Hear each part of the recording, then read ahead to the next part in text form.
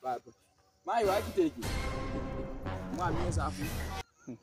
Yaani mama nakusalamia katika jina la Yesu. Bwana Yesu asifiwe.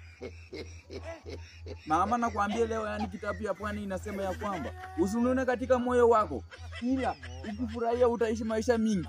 Ila mama leo nakwambia, leo nimekwambia, yani Mungu anasema ya kwamba kitabu ya John chapter 6 inasema ya kwamba mama, mgeni akija kwako mupe chakula akule. Lakini mama, nimeona leo umehuzunika sana. Sijui nini imekutendea katika moyo wako. Bwana Yesu asifiwe. Bwana Yesu asifiwe. Mama, Bwana Yesu asifiwe. Bwana Yesu asifiwe. Mungu Baba. Leo sasa, leo nimepatikana. Mama, sio nipeleka pale sataka nini? Sataka mama.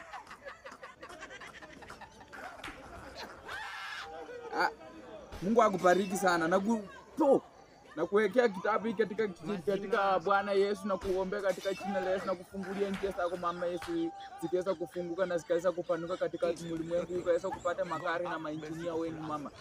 Nimeshukuru sana, Mungu akubariki sana. Hii nikiuza mama, imenitosha sana chakula cha leo sasa. Na nimeshukuru mama yangu. Asante sana.